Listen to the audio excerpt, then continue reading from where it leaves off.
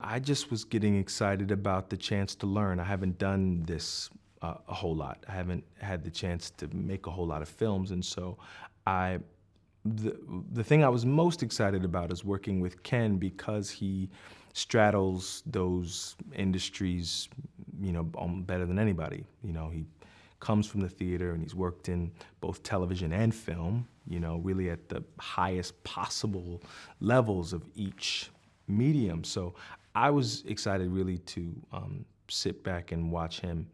Um, but yeah, as I started to hear about the other names, I figured this was going to be great. And on some films where you might, the stars might, hide out in their trailers and you wouldn't really get to interact with them. I knew that we would, by the nature of our script, we would all be sort of locked on one set together, locked on this train together. So we would have no choice but to interact, and we'd have no choice but to spend time together and learn from each other and interact with each other, talk to each other. So I was right about that.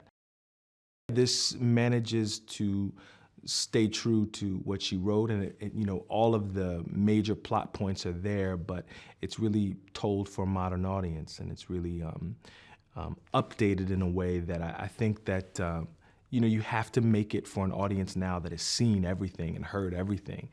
So how do you excite these kids? How do you make them lean forward in their seats when they've seen so much? And I think Ken and Michael have done a really great job with that. The most valuable thing that he offers is knowing the anxieties that an actor feels on a first day, on a third day, knowing the anxieties that you feel and knowing the questions that are burning in your mind and the worries that you have. And he answers all of that before you can even get it out of your mouth. He wants to deal with those things, before they bubble up. He wants to, pull them out by the root. And so that's been my experience, that he wanted me to understand exactly what he was doing and why he was doing it, and what it was needed for, why it was necessary, and he wanted me to be as comfortable as possible. And so it was just a dreamlike experience. It was really, really wonderful. I love mustaches. I don't love my mustache, but I love mustaches. This one will go the second they call rap on me on this picture. But yeah, mustaches are great. Ken's is obviously very impressive. Manuel's got a great mustache on our film.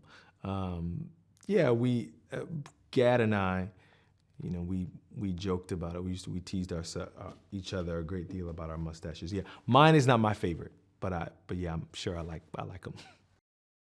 We use a great deal of our imagination in the theater. If you're coming into a theater and you're expecting something to look exactly like it does in life, that's not what it's about, really. It's about the leap that you take. It's about the holes that you fill in. But so much of film is really about that attention to detail. And so when you're dealing with perfectionists like that, when you're dealing with people who, are caring about every napkin and every, window pane and every sort of, every linen on the table and every piece of china, what it feels like when you step on that set is time travel.